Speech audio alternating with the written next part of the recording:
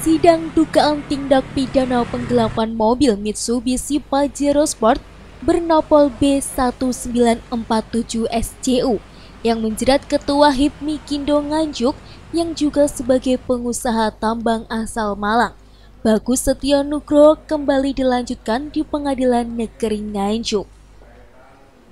Dalam sidang kali ini, jaksa penuntut umum menghadirkan saksi ahli guna menambah keyakinan majelis hakim dalam memutus perkara pidana dugaan penggelapan mobil. Saksi ahli yang dihadirkan dalam sidang dugaan penggelapan mobil ini merupakan ahli pidana dari Universitas Bhayangkara Surabaya, Dr. M. Solehuddin SHMH. Serangkaian agenda persidangan ini merupakan tahapan persidangan yang keempat di Pengadilan Negeri Nganjuk. Sementara pada sidang kali ini, saksi ahli pidana menjelaskan kalau terdakwa Bagus Setio Nugroho mendapatkan barang tersebut dengan cara meminjam dan tidak dikembalikannya.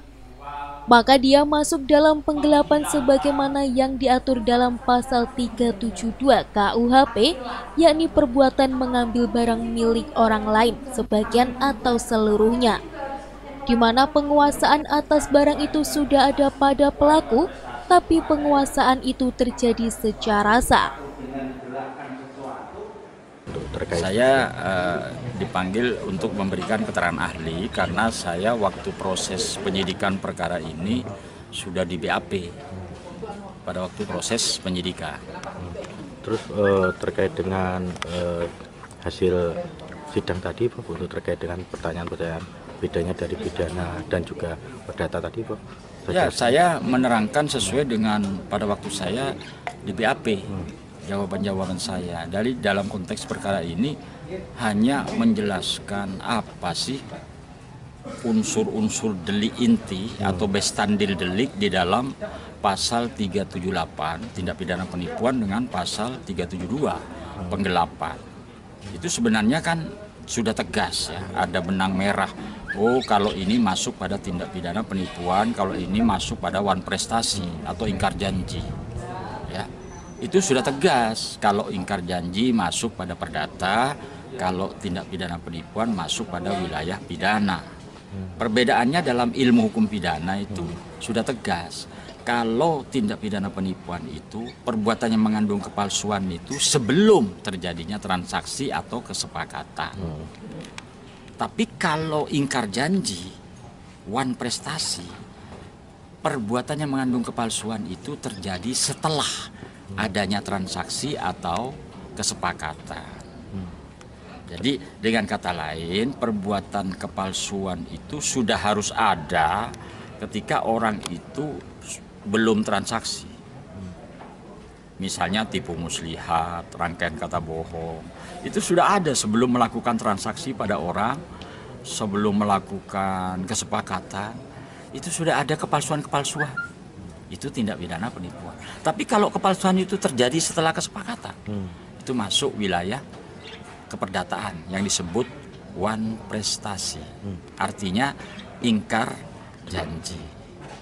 Nah, itu kalau penipuan. Kalau penggelapan, ya saya jelaskan tadi sesuai keilmuan aja. Kalau penggelapan itu unsur delik intinya atau bestandil deliknya itu pada unsur kesengajaan pelaku memiliki barang yang sebagian atau seluruhnya kepunyaan orang lain itu bukan karena kejahatan, itu harus diarahkan pada sifat melawan hukumnya perbuatan. Imam Ghazali selaku penasihat hukum terdakwa Bagus Setio Nugroho menyatakan dengan adanya keterangan saksi ahli yang mengatakan kalau ada keterkaitan dengan perkara yang sama, maka salah satu perkaranya ditunda sampai mendapatkan putusan inkrar. Baik, saya jelaskan bahwa persidangan hari ini terkait dengan keterangan saksi dan saksi adecas ahli. Keterangan saksi ahli sekaligus saksi adecas. Jadi dari keterangan ahli dapat kita ambil satu kesimpulan yang pada pokoknya bila terjadi keraguan-raguan maka bebaskanlah. Saya berharap ini benar-benar diperhatikan oleh hakim Karena memang sejak awal ini sudah menimbulkan keraguan-keraguan apakah ini dalam ranah perdatanya clear atau belum dan sebagainya.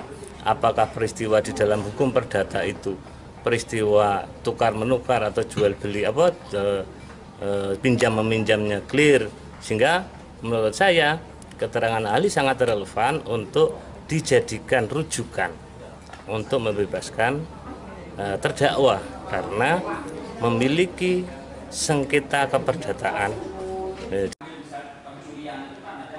Hal ini berbanding terbalik dengan keterangan Roy Ardiansah Kasipidum Kejari Nganjuk yang bertindak sebagai JPU dalam kasus ini. Dirinya mengutip dari keterangan saksi ahli bahwa terdakwa telah membuka mensreanya, jadi terdakwa sangat dekat dengan perbuatan melanggar hukum penggelapan. Roy juga menambahkan sementara kasus penggelapan ini tidak ada hubungan perkara dengan kasus perdata yang sebelumnya telah mendapat putusan dari Pengadilan Negeri Nganjuk yang memutuskan kalau terdakwa sebagai penggugat adalah pihak yang kalah. Di Surabaya, Dr. M. Solahuddin, SHMH. Hasil dari keterangan ahli sendiri seperti apa terkait dengan kasus ini?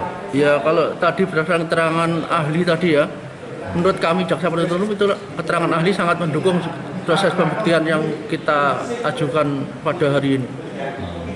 Tadi sempat ada pertanyaan terkait dengan ini kalau tidak meragukan ini berarti kasus tersebut bisa dibebaskan atau seperti apa Pak? Tidak, saya kan ini kalau berdasarkan fakta-fakta saksi-saksi dan keterangan ahli ini, kami yakin penuntut umum bahwa apa yang kita dakwakan nanti atau kita ajukan nanti tuntut terbukti.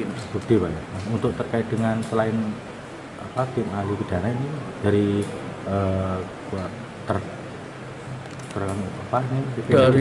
tadi ada juga saksi dari Adecat ya, saksi Adecat dari pihak korban yang diajukan 1 orang tadi. Untuk diketahui, agenda sidang kali ini di samping menghadirkan saksi ahli dari JPU, juga mendengar keterangan terdakwa yang saat ini mengikuti persidangan dari Rutan Kelas 2B Nganjuk melalui daring. Dari Nganjuk, Tim Liputan TV7 News.